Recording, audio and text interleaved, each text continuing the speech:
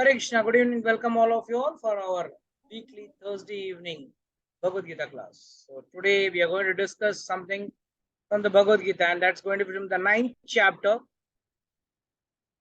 You all can take out the Bhagavad Gita, 9th chapter, Nava Adhyay, Shlok 1.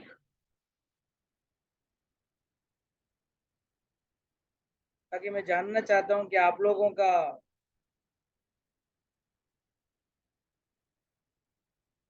Bhagavad Gita में से क्या आप लोगों का एक्सपेक्टेशन है, एक समझ में आएगा और भगवान क्या कह रहे हैं ये मामले पे वो भी जरा सुन लेना। भगवान भगवद गीता को क्या कहते हैं, भगवद गीता इतना महान किताब क्यों है, what's so great about Bhagavad Gita.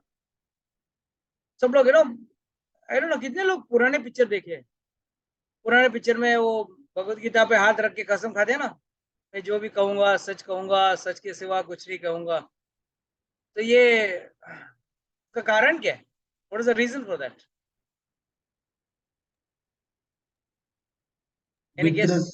पवित्र नॉर्मली सब लोग पवित्र ग्रंथ पवित्र ग्रंथ मानते हैं। Very good. और प्रभु जी इसको सच्चाई के लिए मानते हैं। कभी ये नहीं, पवित्र ग्रंथ तो और भी है, पर कभी ये नहीं सुना कि मैं रामायण के ऊपर हाथ रख के कसम खाता हूँ। ये तो डायलॉग कभी नहीं होता है, हमेशा गीता पे ही कहा जाता है। क्यों ऐसा क्यों? क्योंकि कृष्ण जी ने जो शिक्षा दी है और सच्चाई के रास्ते पे तो खैर वो भी थे, राम जी भी थे।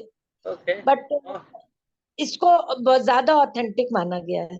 ठीक है, ओके। और प्रभु जी, हाँ बोलिए। मे बी ऐसा है कि ये एक ऐसी ग्रंथ है जिसमें भगवान जी खुद कुछ बोल रहे हैं, क्योंकि बाकी सब में वेरी गुड। सो वो आज बहुत निखर एज वेल एज रीटा माता जी दोनों सही बोल रहे हैं। Yes, the speciality of this is बाकी सब ग्रंथ या बाकी सब संवाद किसी दो अलग व्यक्ति के बीच में है, और ये भगवान श्री कृष्ण का स्वयं बोले हुए शब्द हैं। These are the words spoken by the lord himself, and lord whatever Lord says can never be wrong, or there cannot be any doubt about Lord's words. That is why Bhagavad Gita पे ही हाथ रख के कसम खाया जाता था। बट दुखद बात यह है कि लोग खा तो लेते थे कसम, मगर उस भगवद गीता के अंदर क्या लिखा है ये किसी को पता नहीं। तो आज हम लोग थोड़ा उस भगवद गीता को खोल के जरा पढ़ लेते हैं तो अपने को कुछ आइडिया है। So please open 9th chapter 1st verse। और भगवान क्या कहते हैं इस भक्ति भाव के बारे में, इस भक्ति के ग्रंथ के बारे में भगवान क्या कहते हैं। श्री भगवान उवाच इदं ते गुह्यतमं प्रवक्ष्यामि अनुसूयवे ज्ञान विज्ञान सहितम् यद् ज्ञात्वा मोक्ष से अशुभात्। Very very important powerful words. Every word of this what is spoken by the Lord, I mean भगवान ने हर शब्द, भगवान के हर शब्द एक एटम बॉम्ब से कम नहीं है, मगर यहाँ पे तो खास इस श्लोक में तो बहुत पावरफुल है। इदम ते तु गुह्यतम, सॉरी गुह्यतमम। What is the meaning of गुह्यतमम? कोई can anyone say what is the meaning of गुह्यतमम? Very deep. हाँ, वेरी डीप। Very deep. और कोई? Okay, what so I mean you are not analyze the word correct. I'll make it more simpler. आप लोगों ने सब comparative degrees English में पढ़ा होगा, गुड बेटर बेस्ट, है ना? Good better best. तो हिंदी में क्या बोलते हैं इसको? I don't know. हमें जो हिंदी वाले हैं उनको समझाने के लिए मैं क्या बताऊं? अच्छा, बेहतर, बेहतरीन। हाँ, अच्छा, बेहतर, बेहतरीन। तो उसको क्या बोलते हैं? कंपैरेटिव डिग्रीज को इंग्लिश में कंपैरेटिव डिग्रीज बोलते हैं, हिंदी में क्या बोलते हैं? कुछ आइडिया है? नहीं पता। नहीं बताया, ठीक है। तो आई मीन आप लोग समझने की कोशिश कीजिए। कुछ अच्छा है, कुछ बहुत ही अच्छा है, और तीसरा जो हम कहते हैं सबसे उत्तम है, इससे अच्छा कुछ हो ही नहीं सकता। तो ऐसे समझने के लिए भगवान ने इसके लिए जानबूझकर एक शब्द यूज किया है, गुह्यतमम। तो इसके पहले का गुह्यतमम का लोअर डिग्री क्या है? गुह्यम, गुह्यतम, गुह्यतमम। तो 3 words, ओके। गुह्यम, गुह्यम मतलब कॉन्फिडेंशियल, गुह्यतम बहुत कॉन्फिडेंशियल, गुह्यतमम extremely confidential. That is extreme, मतलब इसके ऊपर और कुछ है ही नहीं ना। गुड, बेटर एंड बेस्ट बोलते हैं ना। इदम इदम तूते गुह्यतमम प्रवक्ष्यामि अनुसूयवे। मैं कह रहा हूं अनुसूयवे। What is the meaning of अनुसूयवे? हु इज नॉन एनवियस, जो दूसरों के ऊपर ईर्ष्या नहीं करता या दूसरों के ऊपर जलन नहीं करता, जलता नहीं।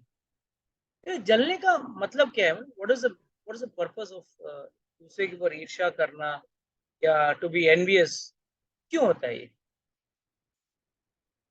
कोई व्यक्ति आप पे अगर एनवियस है तो क्यों एनवियस है? इसके पीछे कारण क्या है? क्योंकि हमारे पास कुछ ऐसा है जो कि उसके पास नहीं है। हमारे पास है, उसके पास नहीं है, उससे भी एक कदम आगे। ये हम सोचते हैं वो नहीं है वो बात, उससे भी एक कदम आगे। यस माता जी, पूजा माता जी, tell me.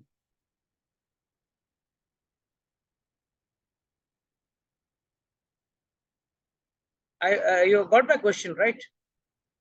Yes, Prabhuji, I've heard the question.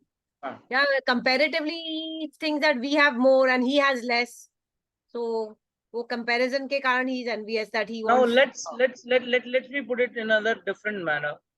Suppose you are eating 4 rotis or 4 laddus. You are eating 4 laddus, and Nikhar is sitting next to you and she is eating 20 laddus. Would you go envious on her? Yes, Prabhuji. Why? How? Because the quantity she has more and I have less. तो उसने मना किया, आपको दे रहे हैं ना। No no, दोनों एक ही शादी में बैठे हैं, एक ही पंगत में बैठे हैं।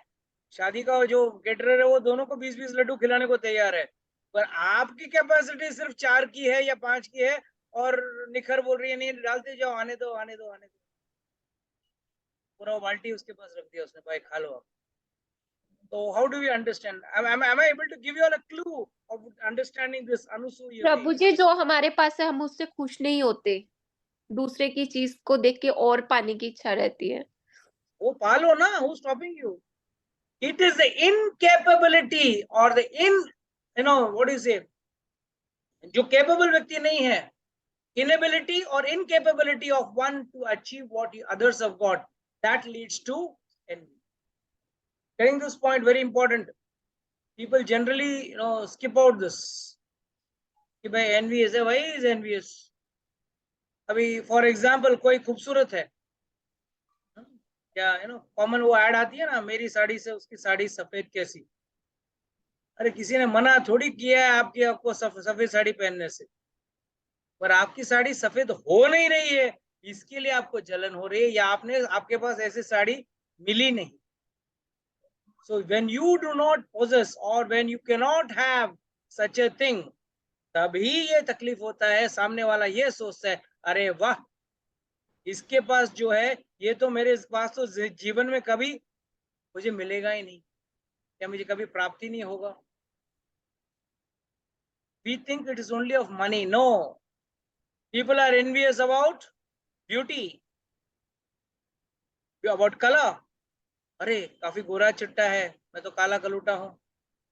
ये तो बहुत खूबसूरत है, ये तो बहुत पतली है ना। अगर कोई पास में से अगर कोई मोटी सी औरत जा रही हो या लड़की जाती हो, you don't become envious. But कोई खूबसूरत सा जाता है, ओ देखो स्टाइल में जा रही है, क्यों? You know that she is more than beautiful than you. So please understand. मैं खोल देती हूँ। Mute. So please understand, there are some prerequisite qualities. Yeah, वो व्यक्ति के अंदर वो गुण होने चाहिए, तो ही वो भगवत गीता भगवान उसको कहना चाहेंगे या भगवान उसको समझाना चाहेंगे या वो व्यक्ति समझ पाएगा। तो भगवान ने क्या कह रहे हैं, अर्जुन से क्या कह रहे हैं? श्री भगवान वाचा इदम तु गुह्यतमम, सबसे कॉन्फिडेंशियल। कॉन्फिडेंशियल को हिंदी में क्या कहते हैं? राज की बात, और सम बेटर वर्ड, प्रभु जी गोपनीय। गोपनीय, हाँ, एक गोपनीय भी हो सकता है या राज की बात हो सकती है। सो भगवान कह रहे हैं ये राज नहीं, राजों में राज, सबसे खुफिया राज है ये भगवत गीता जो है, ये ज्ञान जो है वो सबसे खुफिया है। ऊपर से क्या है, मैं तुझे कह रहा हूं क्योंकि तू अनुसूयवे, तू, तेरे अंदर ईगो नहीं है। ईगो रहेगा तो क्या तकलीफ? तो यहाँ पूछ सकते हैं प्रभु जी क्या प्रॉब्लम है, ईगो हो ना हो, आप मुझे सिखाइए, मैं सब समझ लेता हूँ, मैं तो बहुत स्मार्ट आदमी। तो इसको कैसे समझेंगे? गलत maybe because इंटरप्रेट कर सकता है। हाँ हम मेबी हाँ, बिकॉज ईगो जो है वो बंदे को अपने आप को सुप्रीम मानता है, जिस बंदे में फॉल्स ईगो होती है राइट, तो मानने दो ना, समझने तो में वो क्या है? मानेगा, आपकी बात को इतना नहीं ना समझेगा कि ठीक है आपको थोड़ा ना इतना पता है, मेरे को ज्यादा पता है, ऐसे मानेगा वो बंदा। ओके, और चीजें उसके हिसाब से इंटरप्रेट करेगा उसका जो यानी इवन दो आप 2+2 4 बोलेंगे तो वो बोलेगा मेरा 6 है तो मैं वैसे। Very nice, very nice. प्रभु जी false pride, first prize, false pride मतलब आप जबरदस्ती अपने को ग्रेट मान रहे हो, ईगो। हाँ हाँ हाँ हाँ। तो ये उसके उससे क्या दिक्कत क्या है? एक छोटी सी कहानी है। एक बार एक दो बच्चे गए थे एक मास्टर जी के पास तबला सीख। तो मास्टर जी को बोला, अच्छा तू क्या जानता है? बोला, मैं कुछ नहीं जानता हूँ, जिंदगी में पहली बार तबला पीटने वाला हूँ। अच्छा, तबला पीटने वाला है, बजाने वाला भी नहीं, पीटने वाला है, ठीक है आजा। और दूसरा, दूसरा बोला, साहब मैं तो बहुत पुराना हूँ, मैंने कम से कम 5 साल मैंने रियाज किया है तबले के ऊपर, मुझे ये आता है वो आता है। अच्छा, वेरी गुड, दोनों आ जाओ कल से क्लास शुरू करते हैं। बोला, कितना फीस लोगे? तो जिसको कुछ नहीं आ रहा था उसको बोला 10 रुपए, महीने के 10 रुपए। और जिसको इतना 4 साल का जो एक्सपीरियंस वगैरह था उसको बोला तुझे 50 रुपए। तो आया इसको गुस्सा, अरे जिसको कुछ नहीं आ रहा है, जिसने कभी जिंदगी में तबला बजाया नहीं, उसको आप 10 रुपए आप सिखा रहे हो सिखाने का, और मुझे जो इतना आगे का पढ़ चुका हूँ मुझे 40 50 रुपए, 40 रुपया ज्यादा क्यों ले रहे हैं आप? उल्टा मुझसे तो 5 रुपया लेना चाहिए आपने, उससे उससे या उसके तरफ 10 रुपया लिया तो चलो मुझसे भी 10 ले लो। तब हमारे गुरुजी कहते हैं, याद रखना, इसको कुछ नहीं आता है, इसको मैं सिखा दूंगा, ये सीख लेगा। पर जिसने थोड़ा बहुत सीखा हो ना, उसको उस चीज का घमंड रहता है कि मुझे इतना आता है। और जो व्यक्ति के अंदर घमंड आ जाता है ना, उसके अंदर क्या होता है, he is proud, he is envious, that why come this person is coming to compare with me or coming to be at par with me. At that time उसके लिए वो एक रोड़ा बन जाता है, वो ज्ञान लेते वक्त एक बड़ा रोड़ा हो जाता है। क्या गुरुजी आप क्या सिखा रहे हो, ये तो मुझे मालूम, ये तो सब मुझे मालूम। तो बोले 50 रुपया इसके लिए ले रहा हूँ, 10 रुपया सिखाने के और 40 पुराना कचरा निकालने के। 40 किसके लिए? जो अज्ञान का क्या जो कचरा है आपके अंदर वो निकालने के लिए 40 रुपए ले रहा हूँ, 10 रुपए तो सिखाने का, वो 10 ही रुपए ले रहा हूं। तो याद रखना, जो अनुसूय वे नहीं है, जो इसके अंदर ईगो है कि मेरे अंदर ऑलरेडी ज्ञान है, उसको आप क्यों क्या कैसे ज्ञान दे सकते हो? कि भगवान अगला शब्द क्या बोलते हैं वो बहुत जरूरी है इस शब्द में, श्लोक में सुनने। गुह्यतमं प्रवक्ष्यामि अनुसूये वे ज्ञान विज्ञान सहितम। ये जो भगवत गीता है उसमें क्या है? ज्ञान और ज्ञान। और ज्ञान लेना, अगर पहले आपने कुछ इस चीज को ज्ञान समझ के अपने सिर पे रख लिया है, तो उस चीज को कैसे भगवान हटा के आपके अंदर ज्ञान डाल सकते हैं, है ना?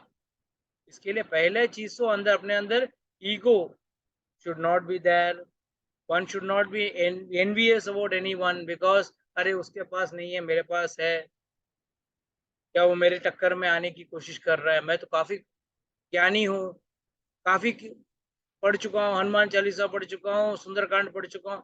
अरे ये सब पढ़ चुके हो, पर ज्ञान कहाँ लिया? ये अगर कोई ज्ञानी है तो ज्ञानी का सबसे पहला पहचान क्या है? वो हम्बल बनेगा। One who is in knowledge will be humble, and one who is shallow in knowledge, one who is deep in knowledge will be humble, and one who is shallow in knowledge will be proud, very proud about his knowledge. बहुत ज्ञान है मेरे पास, मैंने ये पढ़ा है, वो पढ़ा है, पर जो असली ज्ञानी है वो सोचेगा मैंने कितना पढ़ना बाकी है, जो और कितना पढ़ना बाकी है, मैंने तो अभी तक कुछ पढ़ा ही नहीं। याद रखना, दिस इज वेरी इंपॉर्टेंट। इसके लिए भगवान क्या कह रहे हैं? पहला चीज ये गुह्यतम ज्ञान है, और ये मैं तुझे इसके लिए सुना रहा हूं क्योंकि तू नॉन एनवियस आदमी है, यानी कि अनुसूय भी। और फिर क्या कह रहे हैं? ज्ञान विज्ञान सहितम। इस भगवत गीता में क्या है? ज्ञान और विज्ञान। ये ज्ञान और विज्ञान किस चिड़िया का नाम है? ये लोग अक्सर विज्ञान को साइंस बोल देते हैं, राइट? अभी भगवान का मतलब क्या है? ज्ञान और विज्ञान। What do you understand that?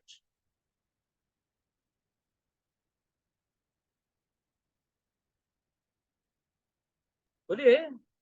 ज्ञान मीन्स नॉलेज, प्रभु के बारे में यानी जानकारी। प्रभु के बारे में जानना, ओके। और विज्ञान? प्रभु जी मैं ट्राई करूँ। हम्म, ज्ञान, ज्ञान जैसे नॉलेज है, और विज्ञान अप्लाइड नॉलेज है। मतलब मेरे को पता है कि ये चीज बढ़िया है, पर विज्ञान है कि मैं उस चीज को अपने लाइफ में अप्लाई कर दूं। तो ज्ञान किसे कहते हैं? किस किस ज्ञान की बात कर रहे हैं? जो आप, जो भगवान कहते हैं वो ज्ञान ही है कि हम सोल हैं। We are not, we are that not. Is more important. हमारे बारे में, भगवान के बारे में, और हम दोनों के बीच के संबंध के बारे में, उसको पूरा ज्ञान कहते हैं। पहला अगर कोई, आप कहीं कुछ फॉर्म भरते हो, पहला आप क्या लिखते हो? आपका नाम, फिर आपके पिता का नाम या पति का नाम, राइट? फिर आपका एड्रेस, फिर नेक्स्ट लाइन मिलेगा परमानेंट एड्रेस लिखा रहेगा या करस्पॉन्डेंस एड्रेस कौन सा है, भले आपका गांव का एड्रेस हो और यहाँ कहाँ रह रहे हो शहर में। दैट इज नॉलेज, ज्ञान। और विज्ञान, ये दो चीज जब पूरी तरह से जब उसमें आपको समझ में आ जाता है, हाँ कि भाई मैं कौन हूँ, प्रभु कौन है, और मेरा भगवान के साथ क्या संबंध, और मुझे भगवान के बारे में संपूर्णता में जानना है, ये इसको कहते हैं विज्ञान। ये दोनों जिस व्यक्ति ने समझ लिया, ज्ञान विज्ञान सहितम, दोनों साथ में साथ चलता है।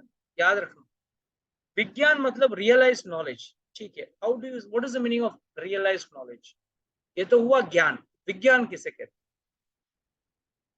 ज्ञान तो आपने समझ लिया कि भाई मेरे खुद के बारे में, मैं एक आत्मा हूँ, शरीर नहीं हूँ। आज एक आदमी के शरीर में हूँ, कल शायद किसी औरत के शरीर में रहूंगा, या किसी और योनि में रहूंगा, गधा घोड़ा। और भगवान कौन है? भगवान सबके करता है, पूरी सृष्टि उनसे होती है। सर्व कारण कारणम, हर चीजों के कारण वही हैं, उनके मर्जी के बगैर एक पत्ता भी नहीं हिल सकता है। ठीक है, ये ज्ञान हो गया, वेरी नाइस। और विज्ञान किसे कहते? Realise knowledge. यस माता जी। प्रभु जी जैसे, जैसे हमें ज्ञान है कि मैं सोल हूँ, पर फिर भी मैं कल सुबह जाके पानी पूरी के चक्करों में फंस जाऊं और मैं कहूँ कि मेरे को मूवी देखनी है, तो वो ज्ञान जो है एक दिमाग पे बोझ ही रह गया। पर अगर इस ज्ञान को रियलाइज करके वन मिनट अग्रीड। तो इसका मतलब खाना खाना छोड़ दोगे आज? मैं आत्मा हूँ, शरीर तो हूँ नहीं, तो आज से मुझे खाना खाने की जरूरत नहीं। नहीं नहीं, मतलब विज्ञान है उस नॉलेज को यूज करके ट्रांसफॉर्मेशन करना। Remember ISKCON is only institute जहाँ प्रसाद के रूप में there is nothing in this world on this earth which you don't get in the name of prasad. Okay, सही चाहे वो बात है। पानी पूरी हो, भेलपुरी हो, रगड़ा पैटिस हो, पाव भाजी हो, फ्राइड राइस हो, चाइनीज हो, नूडल्स हो, पास्ता हो, name it. I am not talking of roti sabzi dal chawal, I am talking all junk food what we call, उसको भी भगवान को अर्पित करके खाते हैं हम लोग। What I mean to say is कि after knowing this knowledge, we should not be going to sense gratification. वो Okay, प्रसाद सेंस ग्रेटिफिकेशन में नहीं आता ना। sorry, आते। this seems to अच्छा। be your Prabhuji's language from there. This is what is the problem I see in many people. Sorry, it's not only you, I've seen many people. Tell me.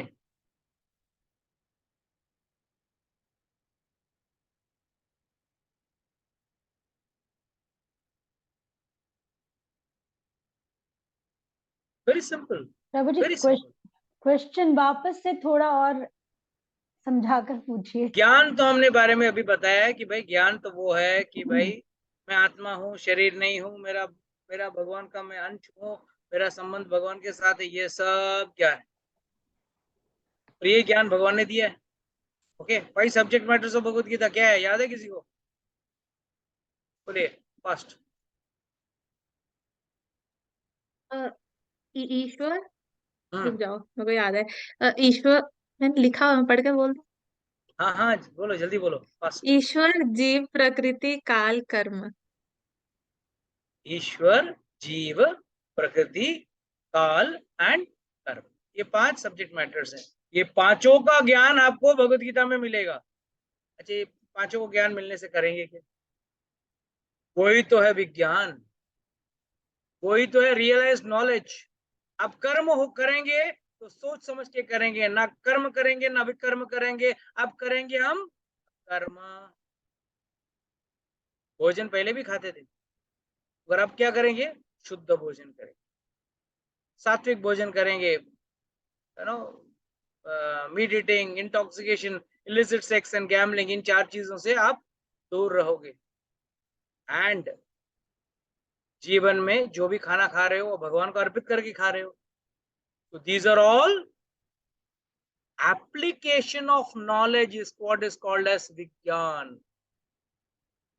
Please understand, इन चीजों में फंसना, इन चीजों को में घुसना, जब तक इस शरीर में हो खाओगे।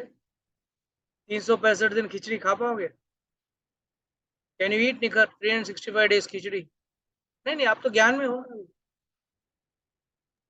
नहीं प्रभु जी। Don't go into this fanatic mode, Mataji. This is foolish. You know, Haridas Thakur in Vrindavan, he was a person जिन्होंने बांके बिहारी को प्रकट किया। बांके बिहारी को रोज 56 भोग खिलाते थे, रोज। क्यों? भगवान है भाई, इस पूरा सृष्टि का वो ही मालिक है, और उसको क्या खिलाओगे? खिचड़ी? क्या 2 फल? तो मुझे तो खाना है, मैं तो ज्ञान में हूं, मैं तो फल ही खाऊंगा। ये गलत है, ये सोच ही गलत है। तो याद रखना, नेवर ये आपको मिल गया तो फिर कल से मूवी बंद, ये बंद, वो बंद, है ना? बंद अच्छी बात है। We have to refrain ourselves from sense gratification, but there is a way in which you do. You can't land the plane just by switching off the engine. You have to get it to the runway. The plane has to touch down and then only you can switch off the engine. अगर हवा में उड़ते उड़ते realise हो गया मुझे तो नीचे उतरना है, इंजन बंद कर देगा पायलट, तो क्या होगा? वो आप आपके जीवन के साथ मत करना। Many people commit this blunder and that's how they land into a disastrous life. Definitely one has to bring in vairagya, but it has to be slow and steady. Many people talk about renunciation, but you will see an Apple iPhone in their own hand and they'll talk of renunciation. By wearing a renounced fabric or a cloth doesn't make once a renunciate. If I am using the latest gadgets, I may say I am using it for Krishna. One may say it is for Yukta Vairagya, but see the hidden intentions behind the process. There are various ways in which one can implement this technology, various ways. Today, science and technology has gone so advanced. And there are various gadgets which can be coming in a lower price also. But Lord, that's why Lord says, Devi Shigunamai Mama Maya Durattaya. Mahameva Prapadyante Maya Metam Tarati. So, I don't want to deviate from the topic of discussion today. So, Jnana Vijnana Sahitam. This book is full of Jnana and Vijnana. Vijnana means what? The biggest Vijnana, if anyone knows, has understood. One word. Can anyone tell me? One word answer. Yes, Puja Mataji. One word answer. Jaldi boliye.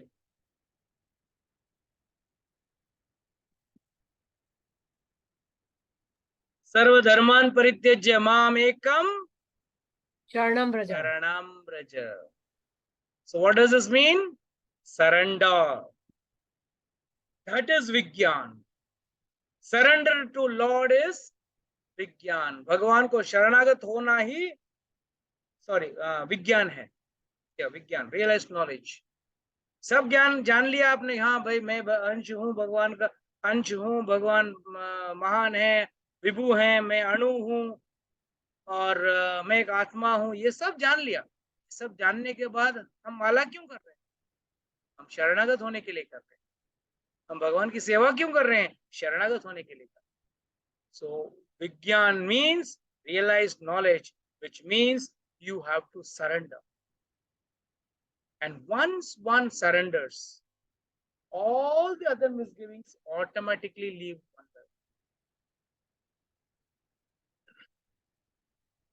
So यद ज्ञात्वा, और ये सब जानने के बाद क्या होगा? मोक्ष से अशुभात, अशुभ चीज से आपकी मोक्ष, मोक्ष मतलब छुटकारा, you will be liberated from those things. Now अशुभात का मीनिंग क्या है? मोक्ष से अशुभात, याद रखो, हम लोग मोक्ष को किस चीज को समझते हैं? बस जन्म मृत्यु के चक्कर से बाहर निकलने को ही मोक्ष समझते हैं। पहला चीज तो हमको मोक्ष चाहिए किससे? अशुभ से। अशुभ मतलब वही जन्म मृत्यु का चक्कर ही को अशुभ कहा गया है। बट मोक्ष का मतलब ये नहीं इस चक्कर से निकल गए और बैठ गए बिना कुछ काम किए आराम से। No, you can not set, you have to serve the lord. भगवान की सेवा करनी ही पड़ेगी आप। जब तक आप भगवान की सेवा नहीं करोगे, आप कैसे आराम से बैठ सकते? और इसका प्रैक्टिस ही तो इस शरीर में रहते हुए हम कर रहे हैं। जब आत्मा इस शरीर से निकलेगी तब तो ये शरीर सेवा तो करने वाली नहीं, पर जब तक इस शरीर में हो तब तक तो सेवा करो। और कहते हैं ना, जब बेटी छोटी हो तो माँ सिखाती है, चिल्लाती है, डांटती है, कर ले ठीक से खाना बनाना सीख ले, नहीं तो ससुराल में जाके क्या करेगी? What does this mean?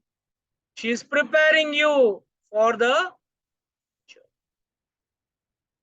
वहां जाके ससुराल में जाके क्या खाना बनाएगी? कम से कम रोटी बेलना तो सीख ले, 2-4 सब्जी बनाना सीख ले। इसी तरह है, जब तक हम इस शरीर में हैं थोड़ा बहुत भगवान की सेवा करने का प्रैक्टिस करें। ये शरीर हमको प्रैक्टिस करने के लिए दिया है ताकि हम भगवान की सेवा करें, और उसका प्रैक्टिस करके जब हम लोग पक्का हो जाए ना, और तब तक वक्त भी हो जाएगा निकलने का शरीर से, तब तक वहां जाके अरे क्या करना है मुझे मालूम नहीं था, मुझे मोक्ष तो हो गया मेरा। अरे मोक्ष भी करोगे? बोले हमको बेकार आदमी की जरूरत नहीं है भाई, ऊपर कोई बेकार व्यक्ति की कोई जरूरत नहीं है, वहां कोई वैकेंसी नहीं। धरती में बहुत वैकेंसी, आओ कभी गधा घोड़ा बन के आने का, आओ आ जाओ आते रहो, कुछ नहीं तो चींटी बन जाओ, मस्किटो बन जाओ, कुछ ना कुछ तो हर वैकेंसी, हर योनि में वैकेंसी है। सिर्फ एक वैकेंसी योनि में वैकेंसी नहीं, वो है ऊपर भगवत धाम।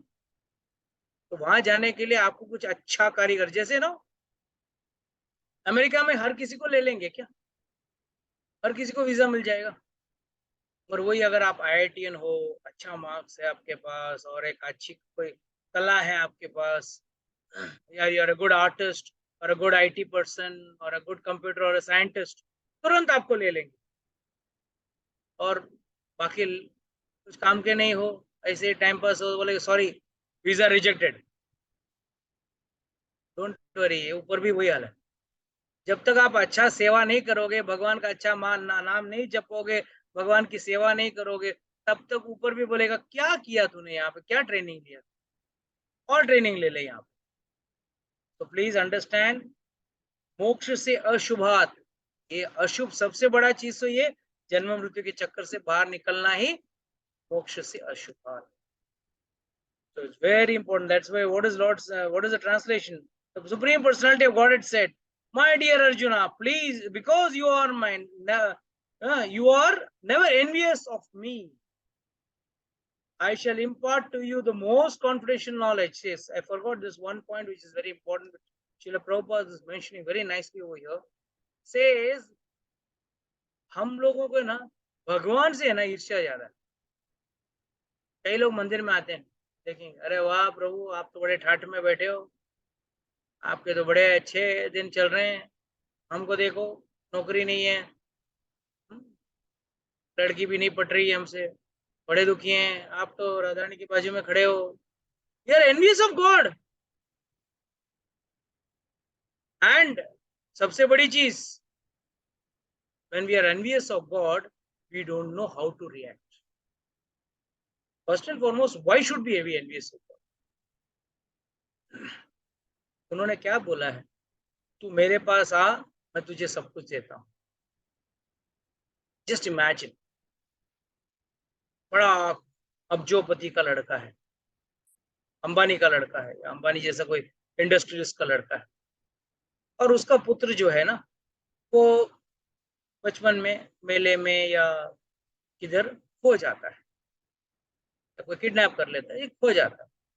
अब पिता से दूर हो गया, और उसको एक गरीब रिक्शा चलाने वाला या सब्जी बेचने वाला उसको बड़ा कर रहा है।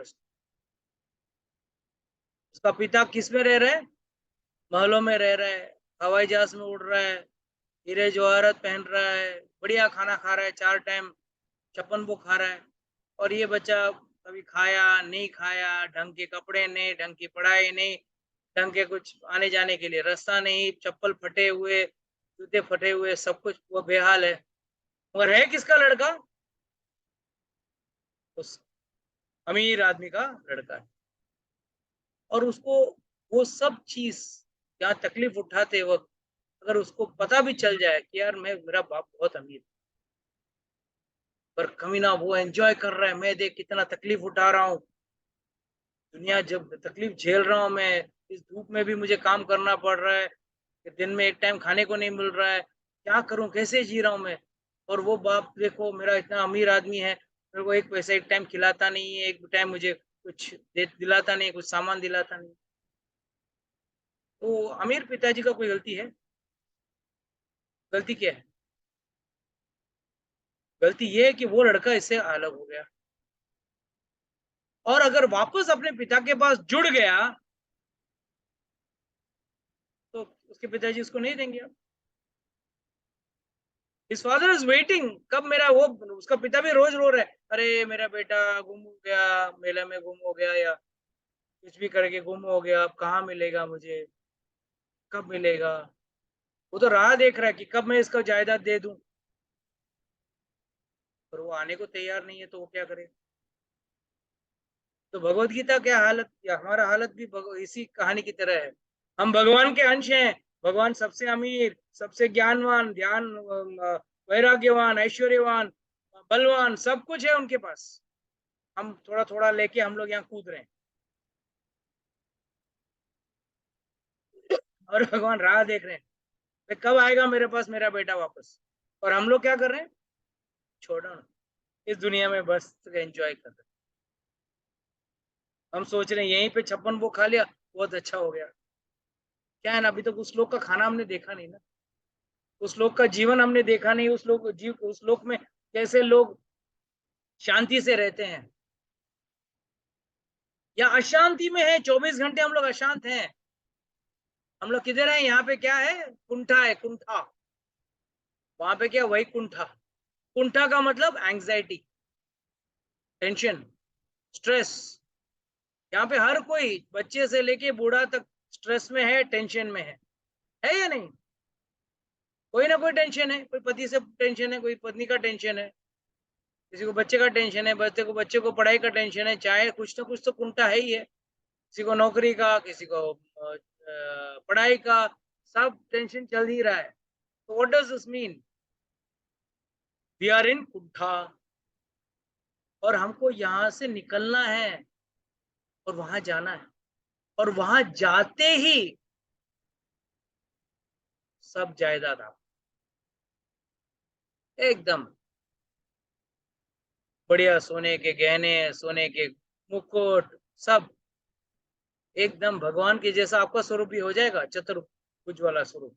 वैकुंठ के सभी वासी चतुर्भुज स्वरूप में है, और भगवान भी चतुर्भुज स्वरूप में है। जैसे आप भगवान को बसते हो, अगर आप साकेत गांव चले गए, साकेत लोग चले गए, तो वहां रामचंद्र जी नहीं लेंगे आपको। और अगर आप कृष्ण लोग चले गए, वो लोग वृंदावन चले गए, तो वहां आपको कृष्ण भगवान राधा रानी के साथ आपको मिलेंगे, उनको सेवा करने को मिलेगा। या वैकुंठ में विष्णु जी का, ऑल द सेम। अलग अलग रस भाव है, अलग अलग तरीका है। जिस रस भाव में आप सेवा करते हो, उस रस भाव में आप वहां पहुंच जाओगे। तो व्हाट डज दिस मीन, यहाँ हम लोग भगवान से जलने से अच्छा, भगवान को कोसने से अच्छा, अगर कुछ भी बुरा होता है तो हम किसको कोसते हैं, पहला भगवान को कोसते। बस मेरे पड़ोसी को दिया, मुझे नहीं दिया। कुछ भी अगर आपके जीवन में कुछ भी गलत चीज घटा, तो उसका कारण और कोई नहीं, सिर्फ और सिर्फ भगवान होते हैं। और कोई अच्छा चीज घटा ना, उसका कारण और कोई नहीं, आप स्वयं होते हो। मैंने ऐसा किया इसके लिए हुआ, मैंने ऐसा सोचा इसके लिए हुआ। सही है या गलत? कुछ भी आपके मन के हिसाब से या मन के अनुकूल नहीं हुआ, तो हम क्या करते हैं, उसको हम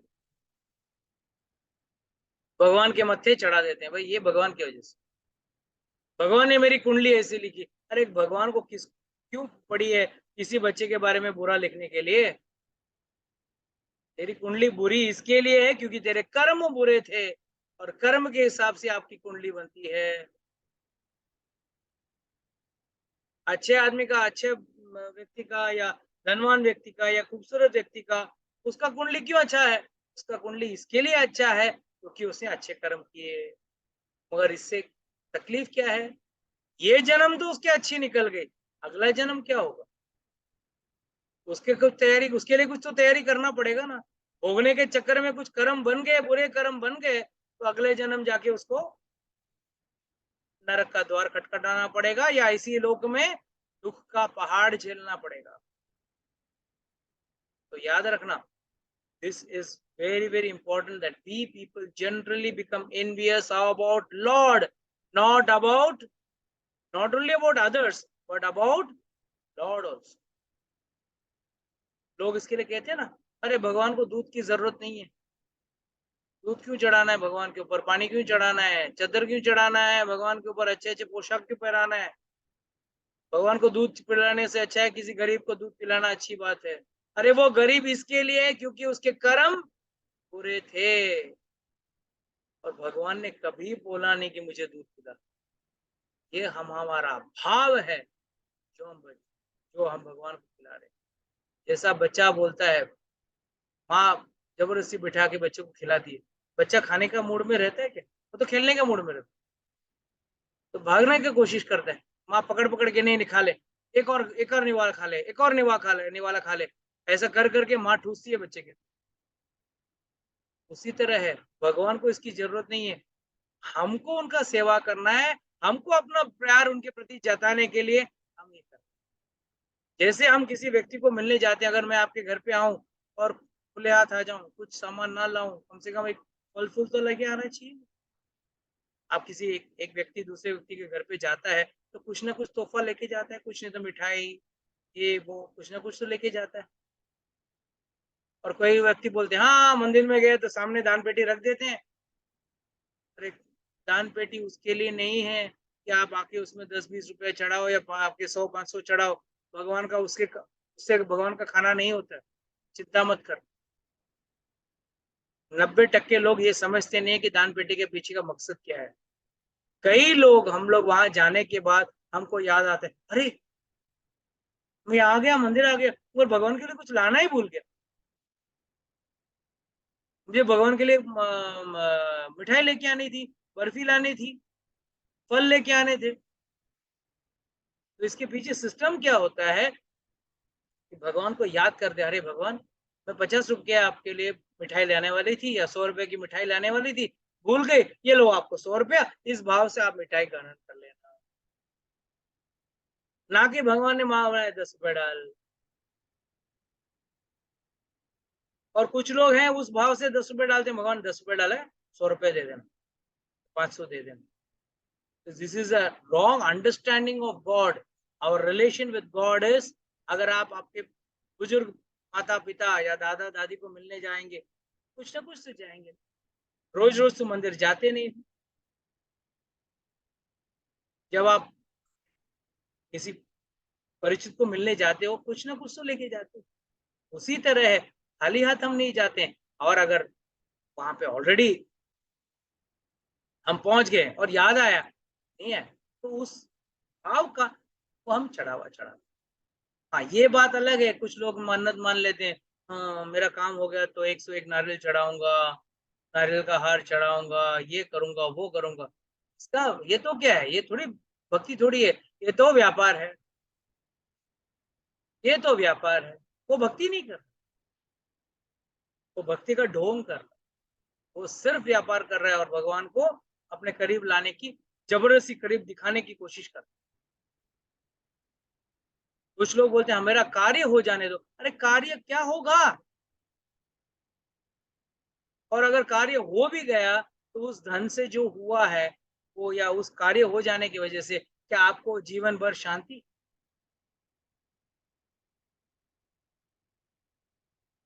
जीवन का हर एक दिन एक नए पड़ाव के लिए वेट कर रहा है हमारे, हर एक दिन। और हम लोग के जो है वो ये सोच रहे हैं बस अभी आगे शांति। कौन शांति से है? ये भगवान ने इसको दुखालयम, हर कोई व्यक्ति दुख से ग्रस्त है, छोटे से बड़ा, गरीब से अमीर, मोटे से पतला, गोरे से काला, हर कोई व्यक्ति दुख से ग्रस्त है। कोई इसके लिए दुखी है क्योंकि वो गोरा है, तो कोई इसके लिए दुखी है क्योंकि वो काला है। इंडिया में फेयर एंड लवली बिकती है और फॉरेन में टैनिंग एजेंट्स बिकता है, पता है आप लोग? वहां वो लोग इतने परेशान है गोरे होने से, सिर्फ अपने ऊपर टैनिंग एजेंट्स लगाते हैं या टैनिंग क्रीम्स लगाते हैं। और इंडिया के लोग हम और थोड़ा गोरे हो जाते हैं। फेयर एंड लवली वाले इसी उम्मीद में तो बेच रहे हैं, का माल धड़ाधड़ बिका जा रहा है। क्यों? बस ये सोच के, क्यों हम लोग जो है हमारे पास उससे हम बिल्कुल संतुष्ट नहीं। और इसके चक्कर में हम क्या हो जाते हैं, भगवान से वी डेवलप एन ईर्ष्या। इसके लिए कहते हैं जो भगवान से प्रति ईर्ष्या ना हो। सुख दुख, इसका कोई एग्जाम्पल मुझे देख सकता है अर्जुन ने ईर्ष्या कैसे नहीं? He was non envious towards God. One simple example. Come on, very important, very powerful. Tell me fast, fast.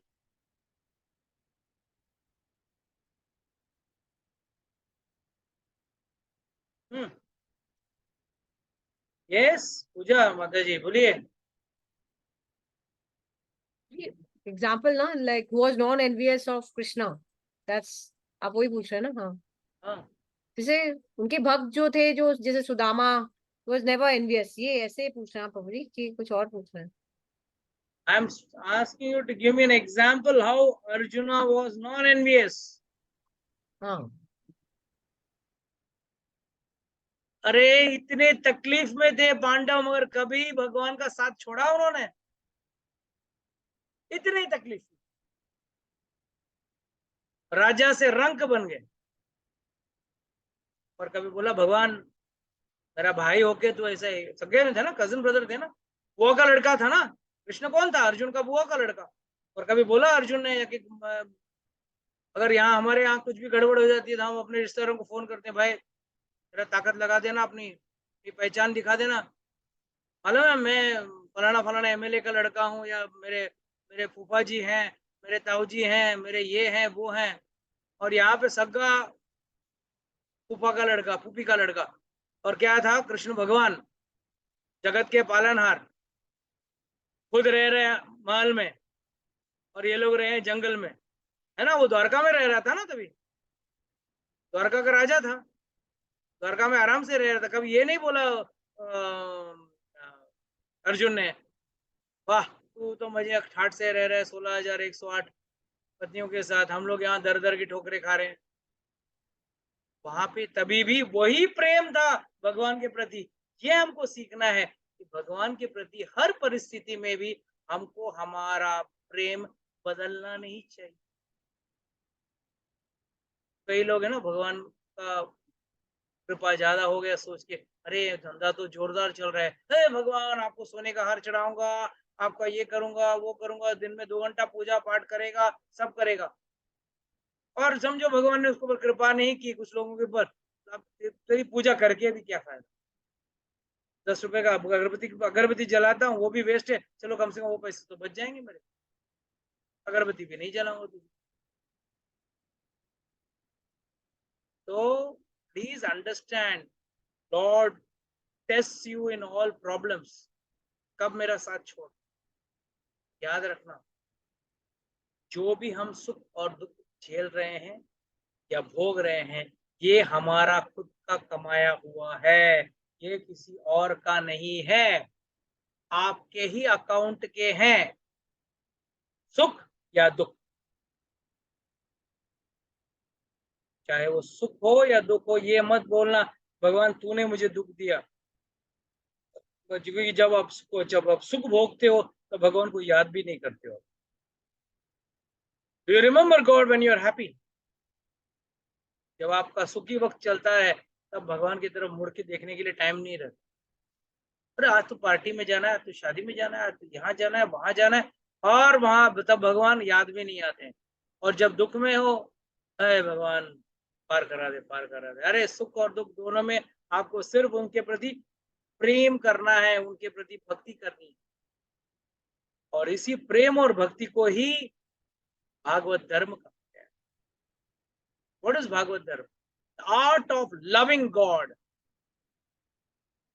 भगवान को, भगवान के प्रति कैसे अपना भाव व्यक्त करें, भगवान से कैसे प्रेम करें. So याद रखना, that is why Lord is saying, because you are never envious of me, I shall impart this most confidential knowledge and realization, knowing which you will be relieved of all miseries of this material existence. जो भी आपके जो दुख भोग रहे हो, ये सब दुख याद रखना, सुख भी एक तरह का दुख ही है. कितने लोगों को पता है कि सुख भी एक तरह का दुख ही है? Can anyone explain to me this? Oh, on what basis I am saying this? सुखी व्यक्ति भी ये सोच रहा है कि मैं अधिक सुखी कैसे बनूं. दूसरा, सुखी व्यक्ति ये डर में है कहीं ये सुख मुझसे छिन ना जाए। इसके लिए कहते हैं ना, बहुत खूबसूरत हीरोइन है, वो ये सोचती है कितना दिन मेरी खूबसूरती बनी रहेगी, आज नहीं तो कल मेरी जवानी ढल जाएगी और चेहरे पे झुर्रियां आ जाएंगी। तो जो व्यक्ति खूबसूरत नहीं है वो सोचता है अरे काश मैं इसके साथ खूबसूरत बन जाता, पर जो खूबसूरत है वो ये सोचता है कि भगवान कितने साल मेरी खूबसूरती टिकी रहेगी, आज नहीं तो 10, 20, 30, 40 साल के बाद तो चेहरे का वो नूर तो नहीं रहेगा। So please understand that no one can be happy in this material world. Everyone is facing some problem there. तन दुखी तो कोई मन दुखी तो कोई धन दुखी, कोई ना कोई एक दुख तो हर व्यक्ति को होना ही है, और ज्यादा करके तीनों होता है एक साथ, चिंता मत करो। Okay, with this I would like to close today's class. Anybody has got any doubts, questions, can